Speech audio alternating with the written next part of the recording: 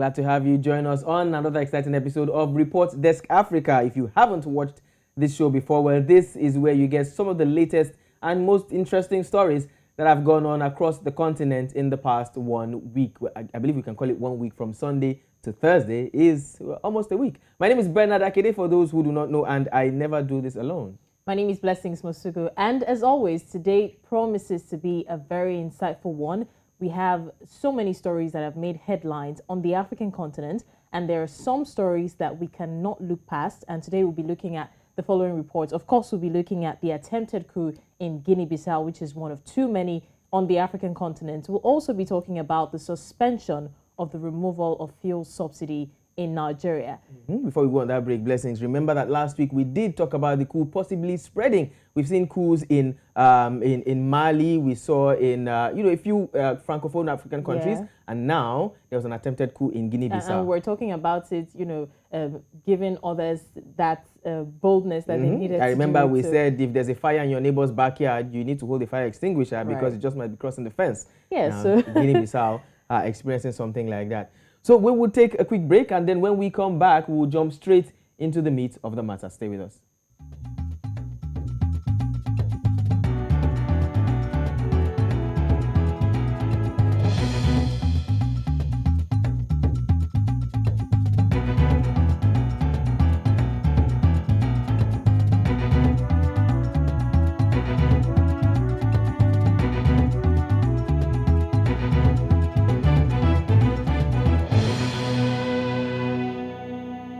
Thank you for joining us. Now, both our stories today are going to be in the West African sub-region. Lately, most of our stories have been coming from West Africa. Now, our first story today takes us to Guinea-Bissau, to be precise, where there was an attempted coup on Tuesday as gunfire erupted near the government building in the capital, Bissau, capital of the West African nation, where the president was attending a cabinet meeting. Now, Guinea-Bissau's president, Umaru Sissoco Embalo, in a televised address, said he survived an attempted coup, but says many members of his security forces were killed, repelling an attack on the country's democracy. We'd like you to take a look at this report that was compiled by our very producer, Omolola Ololade. All right, while we await that report from Omolola, before we go on to the guest, Blessings, like we were saying jokingly at the introduction of the show, we did say that last week we talked about the coups that have been spreading across the West African sub-region, particularly amongst the francophone countries. Little did we know that this week we'll be talking about another attempted coup. Yeah, and thankfully, I mean, as we will be seeing in the report, it was an attempted coup, like you said. And, the reason for that, we don't know yet. Although we understand that, Guinea-Bissau has been known to be like a hub of corruption as well as drug trafficking. So we don't know which of the reasons it can be, and we don't know who could be behind this. Because from what we understand, the president of Guinea-Bissau is, he has the support of the military. So, of course, we're going to find out. And there are those who feel that the military may have been behind that, but we cannot exactly say. So we would play this report again, like I said earlier, that was compiled by our producer, Omolola Ololade, to shed more light on, on the story behind the attempted coup in Guinea-Bissau.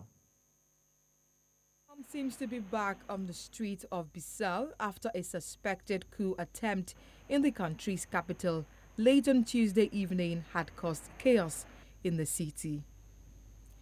The attack also comes on the heels of a spate of coups in Burkina Faso, Mali, among other African nations. Although there was heavy gunfire which seemed to last for several hours in the country's capital, President Embalo appeared to have survived the attack after he came out to address the nation, saying stability had been restored, while also assuring that the situation is now under control.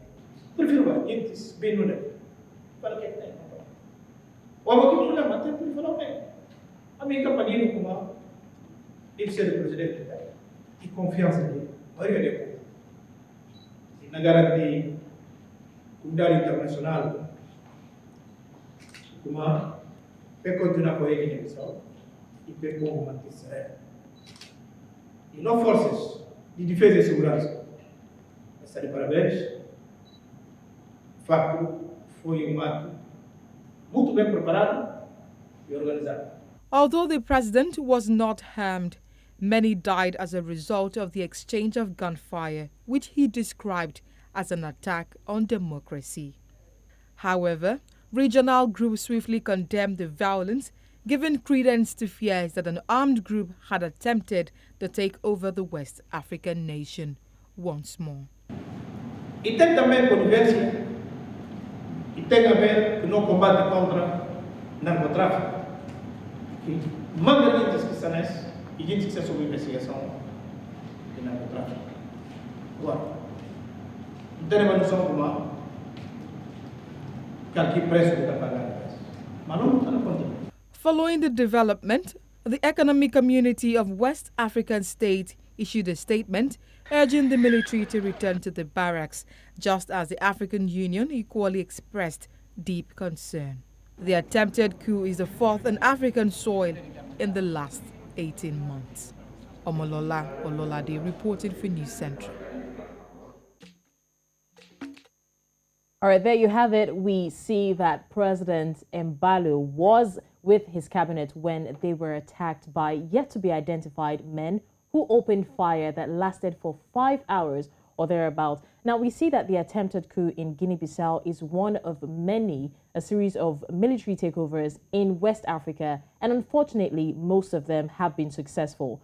Now, joining us on Report Desk Africa to discuss this is a political analyst. He is Edward Wanyoyi.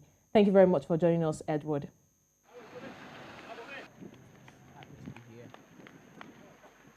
All right, you're welcome on the program. Now, let's go straight into it. Now, the question on everyone's mind, Edward, is who exactly is behind the attack? Because Bernard and I were discussing earlier, and I said, from what we understand, the president, Mbalo, is in talks with the military. He has the backing of the military. So some people are saying that it is the military, some are saying that it is civilians, some are saying that it is those who have attacked before that were, you know, against drug trafficking and all of that. So we don't exactly know who could be behind these attacks. We need you to shed more light on that.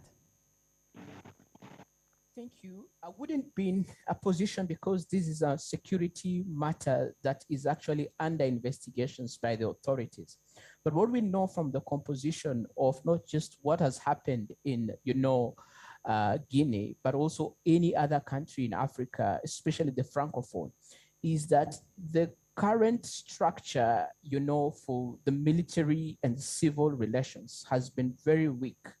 In many of these countries, you find that a very weak center has given room to a lot of discontentment. And that discontentment has created the opportunities for any person, be it internal or external, to take advantage and be able to institute a coup. And it's interesting enough also to note that from former Francophone countries, the weaknesses have been much more appalled in terms of issues to do with either military coups or prolonged instabilities.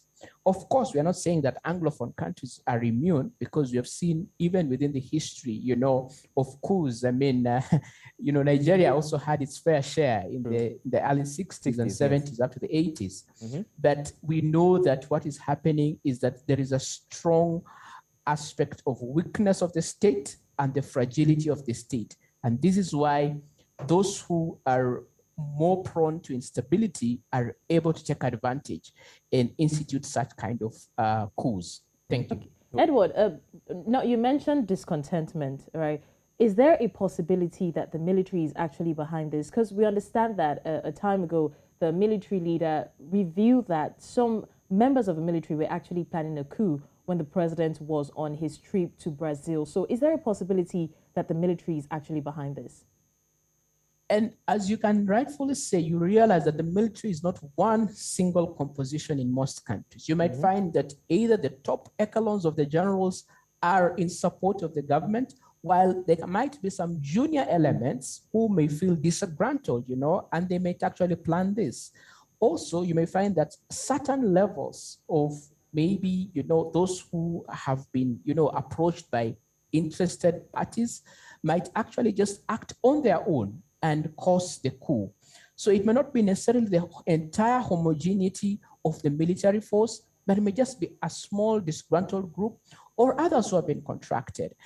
I see the investigations are going on, pointing out to some of those people who are within the, organized crime networks, that are operating within that space. No one knows for sure whether they were just acting on their own or they had the blessing of the entire military branch.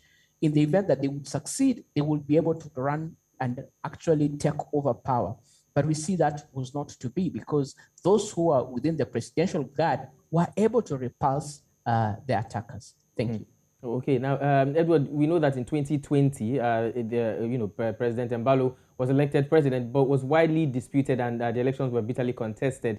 There's this school of thought that believe that this attempted coup may be from oppositions who were not satisfied with the elections. But besides the elections, how exactly can we say his ruling has been since the last election in 2020? We're going on the second year in Guinea-Bissau. Has he gained so much popularity? Has he been doing well in his democracy? Because he actually did say that this attempted coup was an attack on the country's democracy. So how well can we score his performance so far? I think we would have to establish, first of all, a baseline of what good performance is to people in Guinea-Bissau before we can be able to rate him. Because honestly, for most African countries, they're coming from histories of a lot of fragility, that only the step that one can be able to push forward is maybe 2 or 3 steps. We also have to remove ourselves from this notion that democracy is the be-all, end-all for all problems. Africa is dealing with a lot of challenges, from global injustice in terms of balance of trade, and also the weaknesses in terms of relations between colonial powers and former colonies. So even one president, even one term, might not be able to deliver the change that the public is hungry for. And I would wish that we also extend a level of grace to some of these, nascent democracies, so that they are not necessarily bedeviled with the weight that they have to perfect themselves in their first term. I think it will be unrealistic. Thank you. All right, Edward, we understand that that country has seen over a dozen military takeovers and attempted military takeovers since its independence from Portugal. Now, how would you say these have affected the democratic dividends in Guinea-Bissau, especially considering the fact that the president described this as an attack on democracy? I would think that this is one of those opportunities whereby it calls for reflection. Guinea-Bissau's unstable path in terms of democracy and also distribution of wealth has been so much plagued by a lot of mismanagement of national resources, to the extent that many citizens do not feel that they are part and parcel of the national wealth in the country. The natural resources has been appropriated for a small group of people who are beneficiaries. I feel this is opportunity for the country to have and master a national conversation on its take and movement going forward, not just for the few people who are close to the presidency. And I think the challenge that we are facing right now is a hostage presidency, which, if it does not go to the wills or the whims of a few people, either who are, for example, within the space of organized crime, or those who are within the military, then the punishment is immediately a coup. I feel that is a harsh penalty, and the country needs to rise up and have perhaps for the first time a national conversation on a national new constitutional order that will go beyond necessarily military takeovers as a punishment to a regime which is not doing the right thing. Thank you. Okay. Thank you so much. But before we let you go, we still have a few more questions that we would like you to, shed more light on. Now, it's been a string of recent coups in the West African sub-region in the past 18 months. We've seen similar scenes of military leaders having toppled governments of Mali. We saw the one of Chad as well. Now we're seeing Guinea-Bissau. There was also Burkina Faso. And the latest, Guinea-Bissau, like I also mentioned, which is now the latest attempted coup, because that wasn't successful. Now, how much of an impact can you say that the successes of the other coups, like the one in Mali and in Burkina Faso, how much of an impact would you say that this had on those who attempted this coup in Guinea-Bissau? And do you think that the success record elsewhere has given others the level of confidence that we're seeing, for instance, in Guinea-Bissau? I think I would like to say that from a position we have been watching this, we say that it seems there is a coup outbreak, and democracies need to be immunized better, so to speak, because other countries need to build their democratic reserves or immunity. And the thing is this, that these countries are already weak structurally. And if a country is weak structurally, whatever happens across the borders can send tensions. Remember, some of these borders were just very artificial. They were created by colonies. And so the countries are sharing a lot of histories, including the weaknesses and fragilities. And fragilities, very true. So that is actually just a rebound effect, a ripple effect that is moving from one area to another.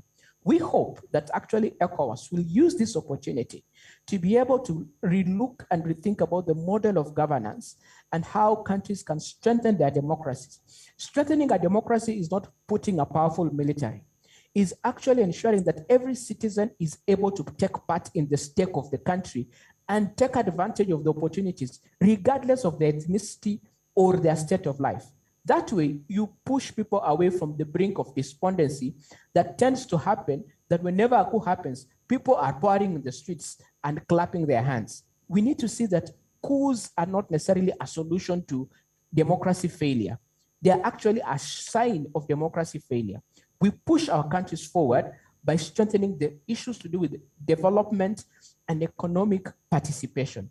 That, I feel, will be the best cure and panacea for our democracies. I know before Blessings goes on, I know that goes on. I mean, I know you clearly mentioned ECOWAS. I know that has triggered the next question, which Blessings is about to ask you. But before that, I want to quickly ask Edward.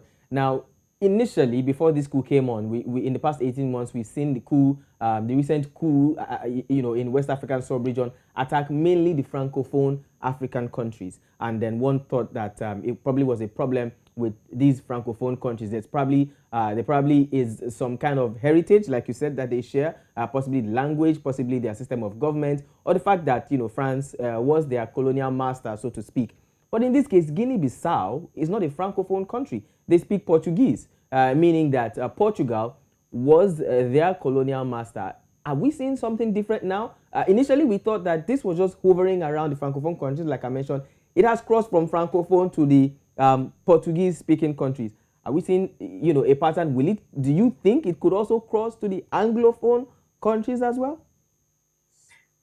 Well, if we're to say that it's a pattern to do with even Lusophone countries, then that means, the flu that is happening in Guinea-Bissau would have quickly shifted to Maputo in Mozambique or in Angola. But we actually see that there are structural issues to do with the internal governance. And that's why a country that is more weaker, for example, in terms of post-conflict development like Sierra Leone, is not having the same problem. So it is just an internal structural issue. Most of the Francophone countries were dependent on their colonial master in terms of their treasury, in terms of their trade. They had a lot of curtailments in terms of even how they could be able to use the discretionary amount of their economy.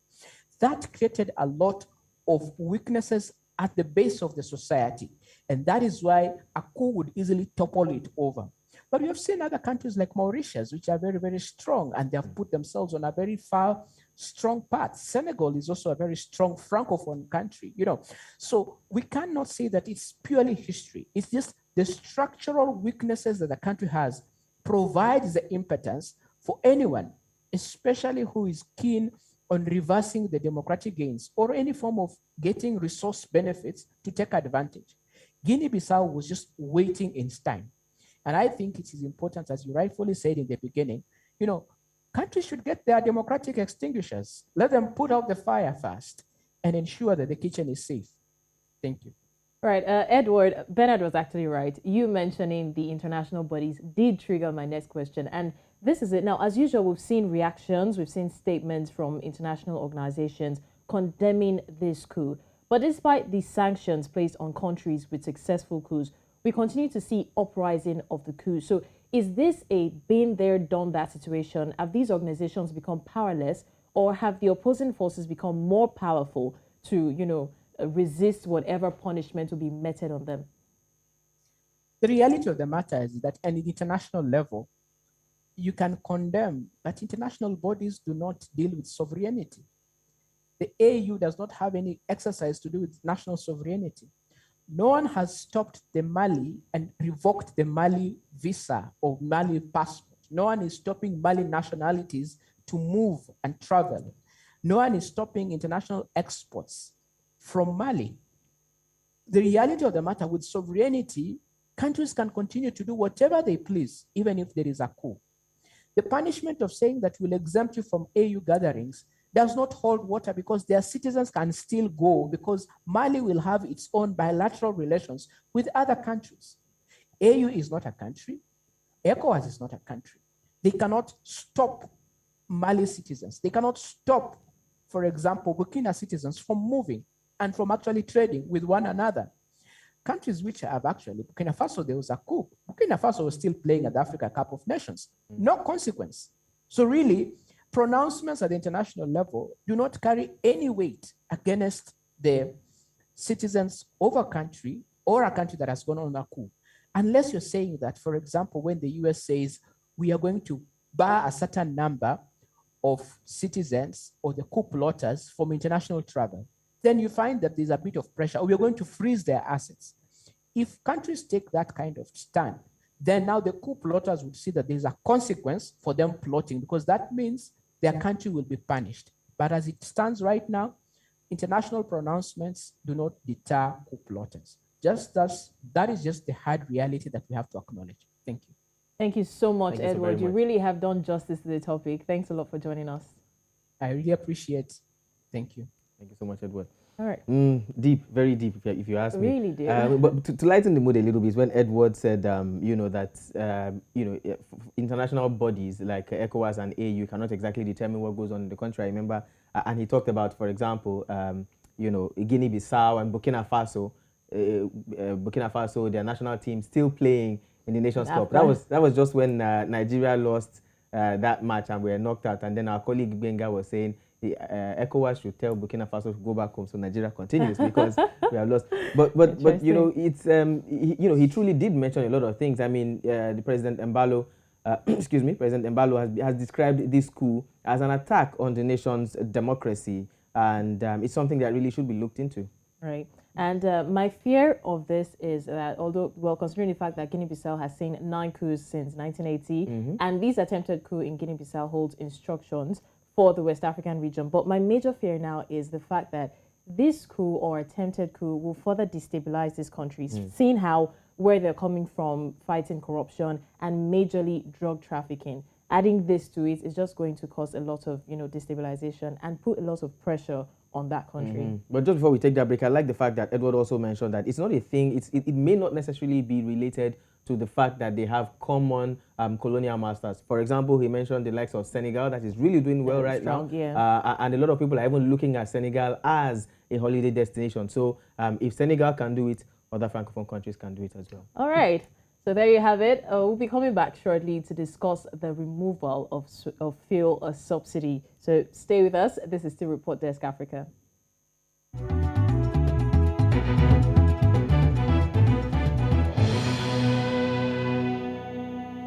Thank you so much for staying with us. This is still Report Desk Africa, and we just talked about the attempted coup in Guinea-Bissau.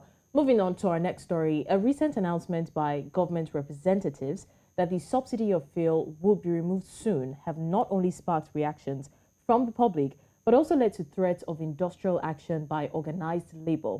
Now, the government later suspended plans to remove fuel subsidy, but despite the calming news, the major oil marketers in Nigeria have expressed their concern.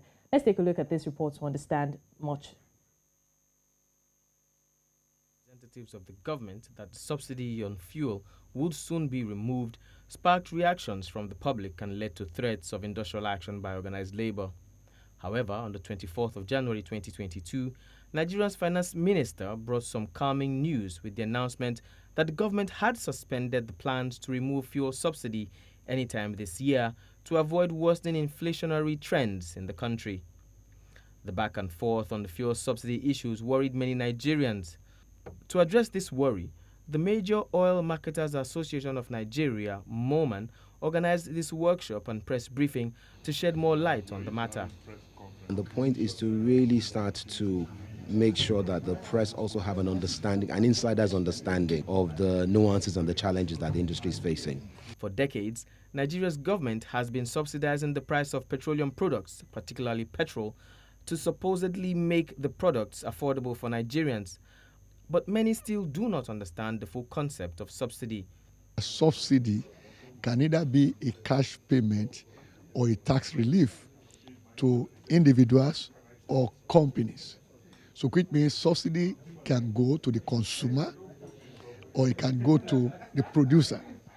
But the whole essence of subsidy conceptually is that if the market is not allocating resources efficiently and effectively, then you bring a subsidy regime that will correct what we call market failure, which means those who are supposed to benefit from a particular item or venture are not benefiting from it. Also addressed amongst other matters was the issue of the soon-to-be completed Dangote refinery and the impact it would have on the industry when it commences full operations.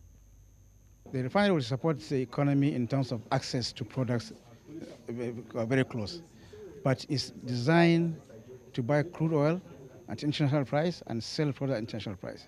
But it will never change the price at which you will buy products, either as individuals or as government.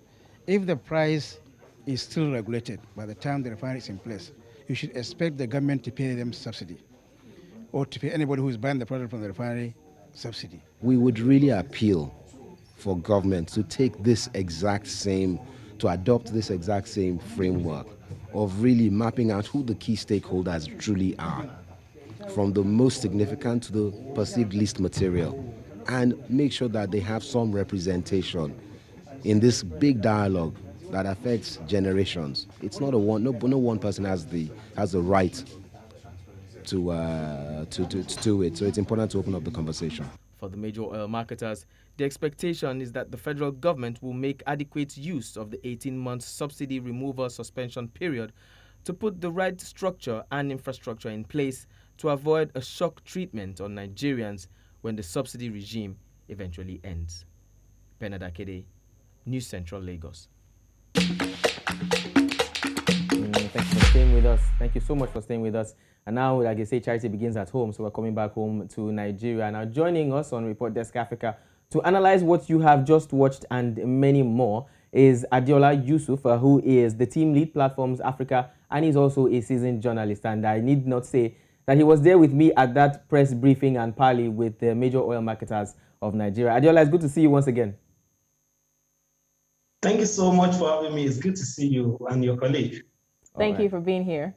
All right, Adeola, very quickly, we know that the major oil marketers of Nigeria, MOMAN, they eventually have now made their stance. I know, and many other journalists had reached out to them to say something about the removal or the suspension of the removal of, subsidy, fuel subsidy. Now, it has been suspended by 18 months. I would like you to kindly shed some light on some of the issues that were discussed at that media parley. And also, we know that the present government used fuel subsidy as a weapon when they were campaigning. Now, how come it's coming back? Okay, thank you so much again. Unfortunately, let me start from the second question before I tell you the first one.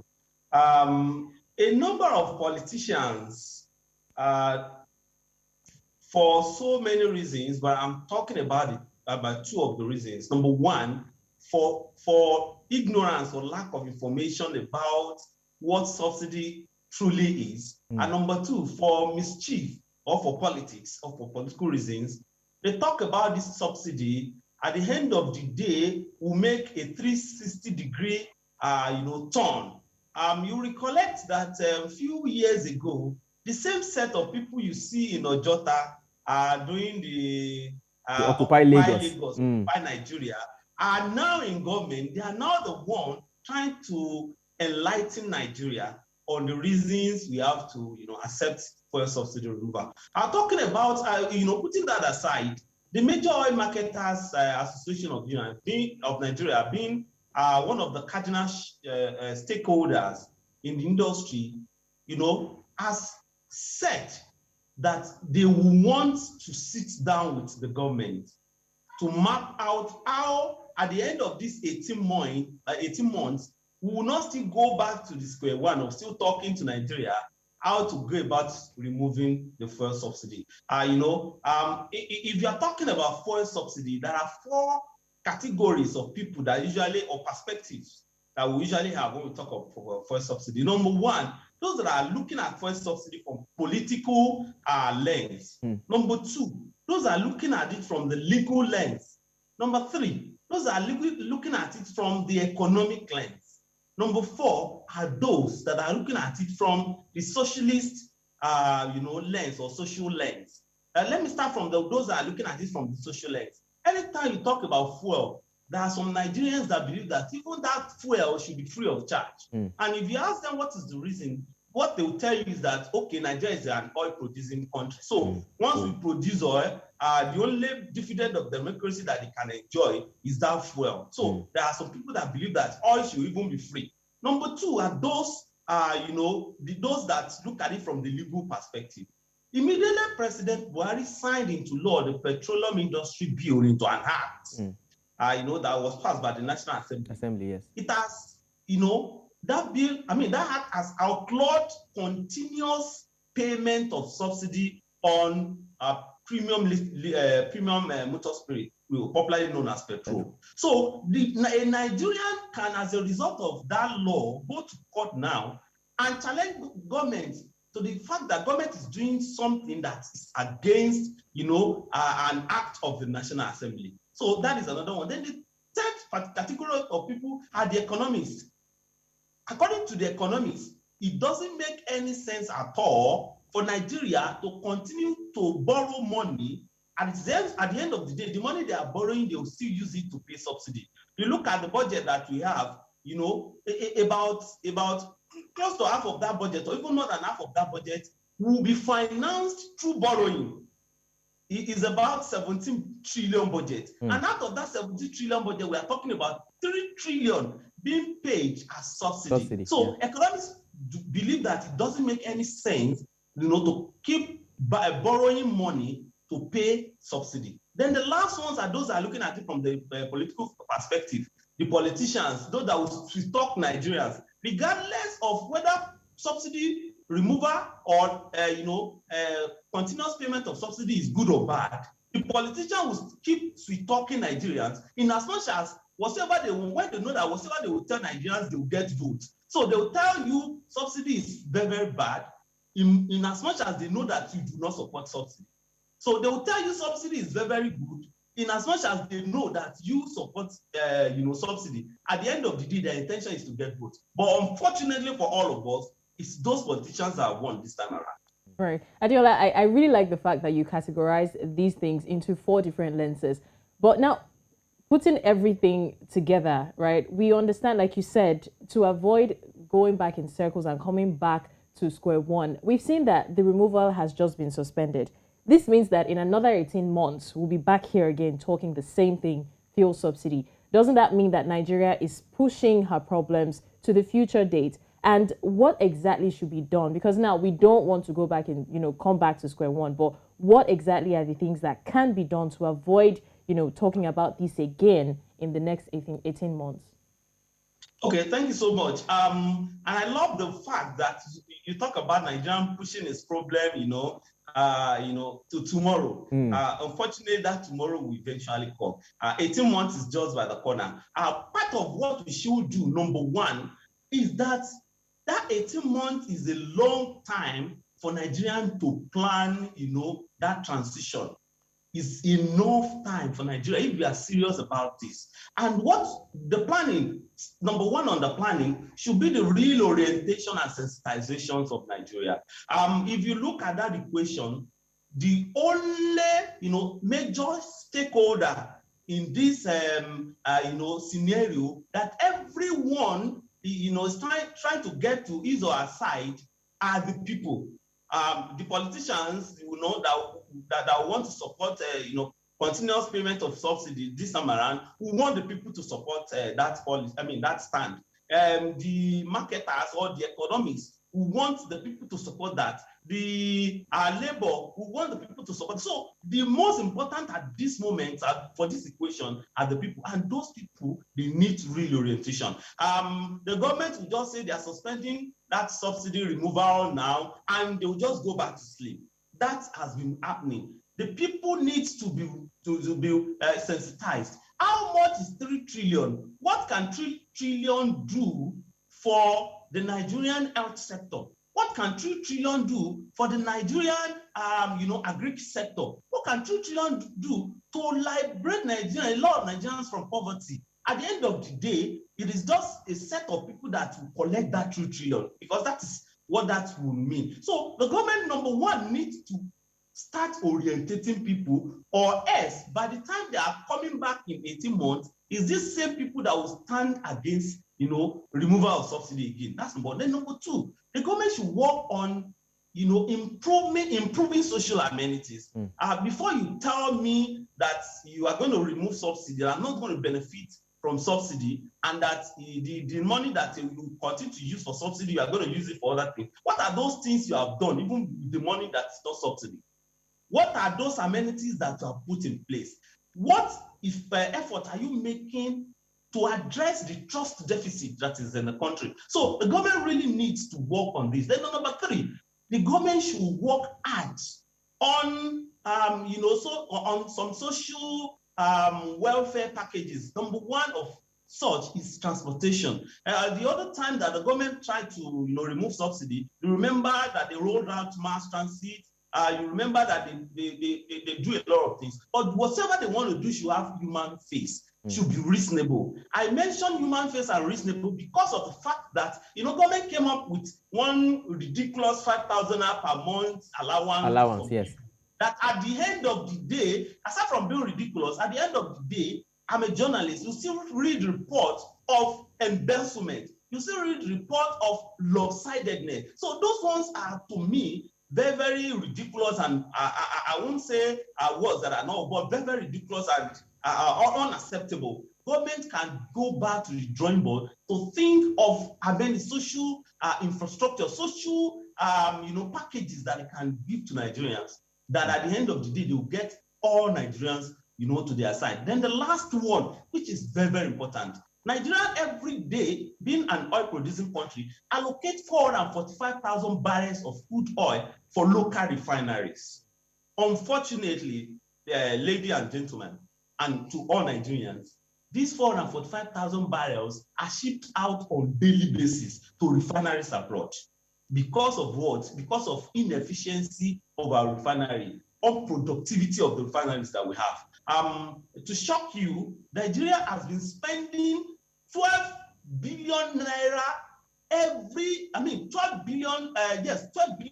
every month to keep those refineries, for people that are working in those refineries. Unfortunately, those refineries, none of those refineries has refined in the last month. So the government needs to put those refineries back to shape. It is not necessarily the government, the one to do this. The government can liberalize. The government can invite, sign MOU with, those that have expertise in this. There are a number of companies that can invest in those refineries. Government should share shares of those refineries.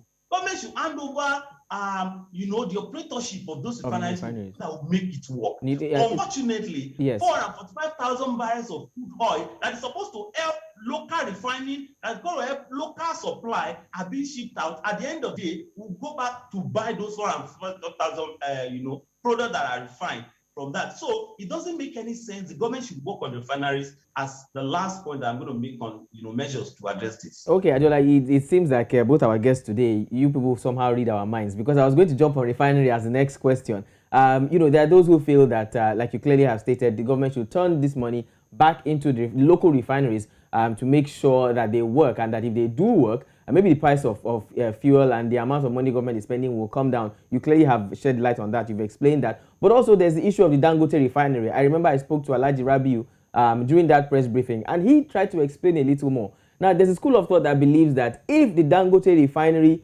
or rather when the Dangote refinery commences operations, it's almost going to be like the Messiah when it comes to fuel issues in Nigeria. Is Dangote refinery maybe coupled with fixing of the other local refineries? Will these, combination of forces change anything as regards, the oil sector in Nigeria? Is it going to make the price of fuel come down? Is it going to reduce the spending of the government on crude oil? And are the people going to eventually finally benefit, from the largesse of crude oil as Nigerians?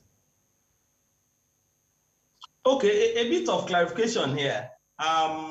The few years ago, I was privileged to be part of a delegation of journalists that I interviewed Elijah Aliko Dangote. And when I asked him the reason he put down money for that refinery, what he told me was that, towards the twilight of the former President Olusegun Obasanjo regime, he sold refineries. He was convinced that those refineries cannot do anything, so he sold those refineries. And Dangote Company won, the license of one of the refineries in Port Harcourt. Unfortunately, when former president, the late President Umaru Musa Yar'Adua came to power, some Nigerians went to him and told him that there's no rocket science in all this, that NNPC and just experts and they have engineers that can take those refineries back to shape.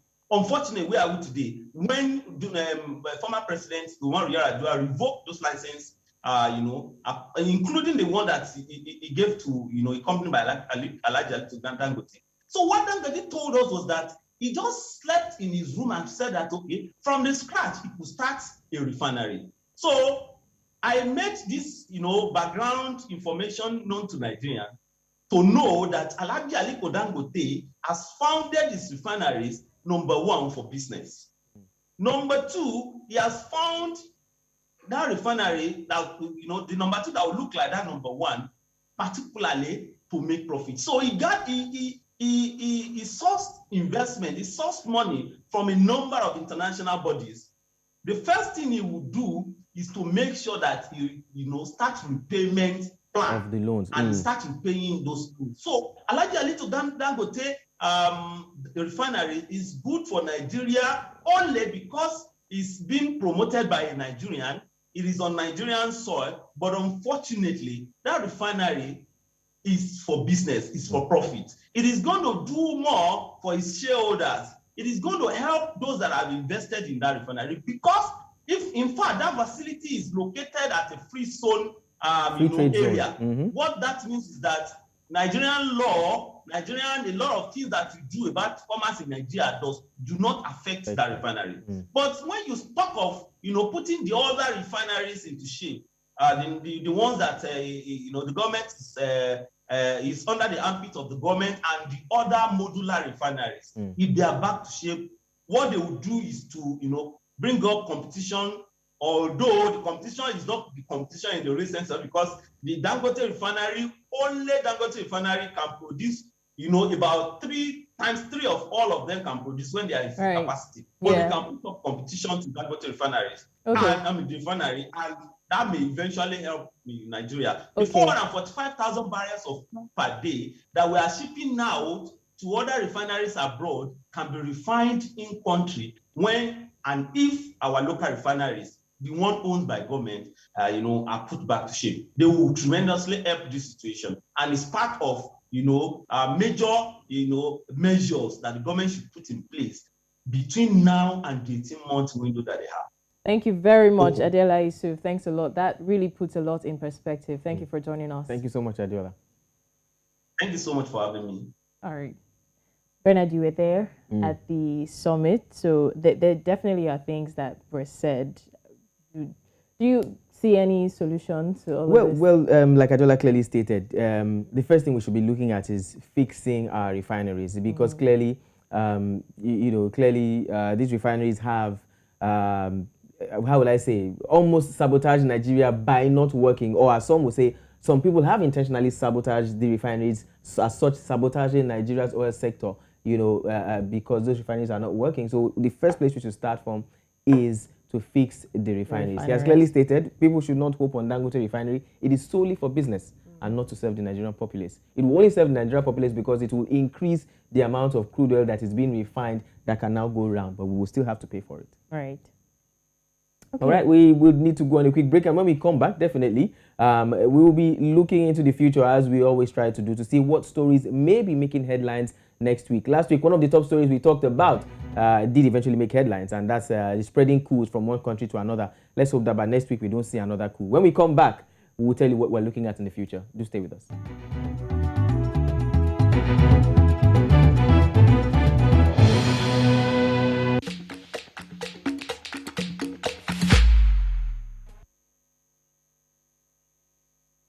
All right, thanks for staying with us. Like Bernard said before we went on the short break, we will be looking at our crystal ball and, forecasting what we are expecting next week. Now, the Burkina Faso crisis is still on, and ECOWAS is set to hold another summit on the political situation in the country. Authorities have deployed a high-level mission of the ECOWAS Committee of Chiefs of Defense Staff to hold consultations with the military leaders. All right, and then from there, we'll be moving to Sudan, where ongoing clampdown on peaceful protesters as security forces use excessive force on demonstrators. Also, there are calls from regional and international actors for the military to halt the crackdown. Which have had no impact so far. Also, Sudanese are currently demanding concrete actions to end this repression that is ongoing in their country. We will be looking at this, and we'll bring you these updates in the coming weeks. We really need to stop forecasting the takeover, the military takeovers and the crisis, because they need to stop. They really need to stop. So maybe when we stop forecasting it, maybe they will stop. Exactly. Maybe we are the prophets of doom. Maybe we will stop. Definitely. Thank you again. Blessings. This has been wonderful. Oh, it has. And thanks to our guests for joining us. It's been an amazing episode of Report Desk Africa. We'll see you again next week. My name is Blessings Mosugu. And my name is Bernard Akede. Definitely, we will see you again next week.